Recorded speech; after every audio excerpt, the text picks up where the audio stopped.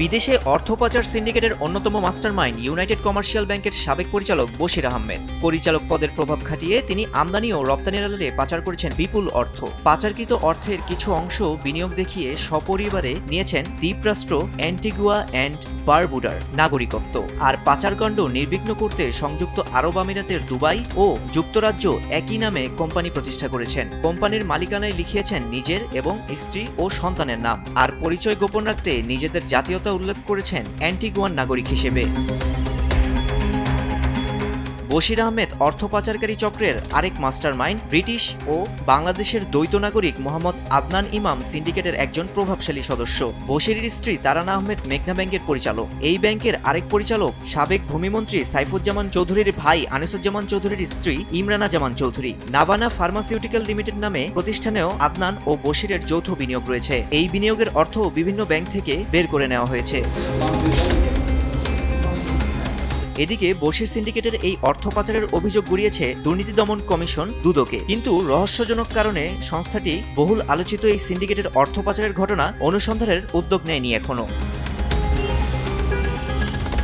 ছাত্র জনতার অভ্যুত্থানে আওয়ামী লীগ সরকারের পতনের পর গত বছরের 27শে আগস্ট বাংলাদেশ ব্যাংকের নির্দেশে ইউসিবি ব্যাংকের বোর্ড পুনর্গঠন করা হয়। এর আগে ব্যাংকটির পরিচালক থাকাকালে বশির আহমেদ ধারাবাহিকভাবে ক্ষমতার অপব্যবহার করে ব্যক্তি স্বার্থে আর্থিক লেনদেনের সুবিধা নিয়েছেন। ব্যাংকটির তদন্তে দেখা গেছে ইউসিবি ব্যাংকের চট্টগ্রামের আগ্রাবাদ ও ঢাকার কারণবাজার শাখা থেকে দুবাইয়ের বশির আহমেদের মালিকানাধীন প্যানমার্ক ইমপেক্স মেগা ট্রেডিং এর নামে $2,46,000 51টি লেটার অফ ক্রেডিট এলসি খোলা হয়েছে। এই এলসিগুলো আমদানিকারক প্রতিষ্ঠান হিসেবে তার সঙ্গে ঘনিষ্ঠভাবে জড়িত সালেক্সট্রা লিমিটেড, নাচ ইন্টারন্যাশনাল ও GHM ট্রেডার্স এবং আলোক ট্রেডার্সের নামে উল্লেখ করা হয়।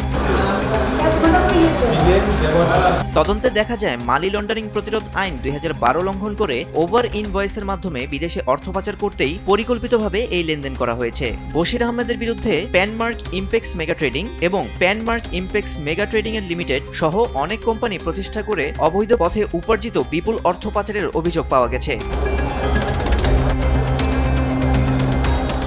2020 সালের 14 ডিসেম্বর যুক্তরাজ্যের প্যানমার্কস ইমপেক্স মেগা ট্রেডিং লিমিটেডের নামের একটি কোম্পানি প্রতিষ্ঠা করেন বশির আহমেদ ও তার সহযোগীরা। প্রতিষ্ঠাকালে বশির আহমেদ প্রধান নির্বাহী, তার স্ত্রী তারানা আহমেদ চেয়ারম্যান, মেয়ে আরওয়া বশির আর ছেলে ইয়ামিন আহমেদ উদ্যোক্তা পরিচালক হিসেবে যুক্ত হন। তবে 2024 সালে বশির সহ অন্যরা এই কোম্পানি থেকে পদত্যাগ করেছেন বলে জানা যায়। জানা গেছে এনআরবিসি ব্যাংকের এক্সিকিউটিভ কমিটির চেয়ারম্যান ও দেশের আর্থিক খাতের হোয়াইট কলার ক্রিমিনাল হিসেবে খ্যাত আদনান ইমামের হাত ধরেই অর্থ পাচার করে যুক্তরাজ্যে সাম্রাজ্য গড়ার নেশা পায় বশির আহমেদকে। এরই ধারাবাহিকতায় আদনান ও বশিরের ঘনিষ্ঠ পারিবারিক সম্পর্ক গড়ে ওঠে।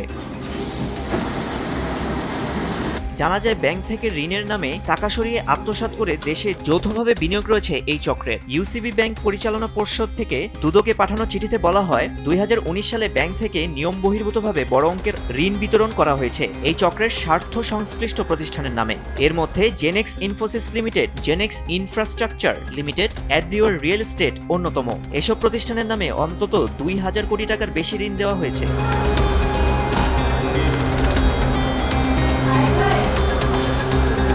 কোনোরকম নিয়ম নীতির তোয়াক্কা না করে ঋণের নামে এই বিপুল অর্থ বের করে সাবেক ভূমিমন্ত্রী সাইফুজ্জামান চৌধুরী জাভেদ, জেনেক্স ইনফোসিসের আদনান ও বশির আহমেদ তারা ভাগ বাটোয়ারা করে বেশিরভাগ অর্থ নানান কায়দায় বিদেশে পাচার করে। এদিকে বশির আহমেদ ও তার পরিবারের বিপুল অর্থ পাচারের তথ্য উপাত্ত তুলে ধরে দুর্নীতি দমন কমিশন দুদকে অভিযোগ জমা পড়েছে। অভিযোগকারী বলেছেন অর্থ পাচার করা ছাড়া বশির আহমেদ সপরিবারে অ্যান্টিগুয়া অ্যান্ড বারবুডার নাগরিকত্ব নিতে পারেননি। বিনিয়োগ কোটায় সেখানে তাদের নাগরিকত্ব নিতে হয়েছে।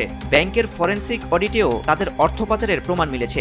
এখন দুদক সদিচ্ছা দেখালেই তাদের আইনের আওতায় আনা সম্ভব। যুক্তরাজ্যের আর্থিক গোয়েন্দা সংস্থা সহ আন্তর্জাতিক সহযোগিতা নিলে অ্যান্টিগুয়া, সংযুক্ত আরব আমিরাত ও লন্ডন থেকে পাচারের অর্থ ফিরিয়ে আনা সম্ভব বলে জানান তারা।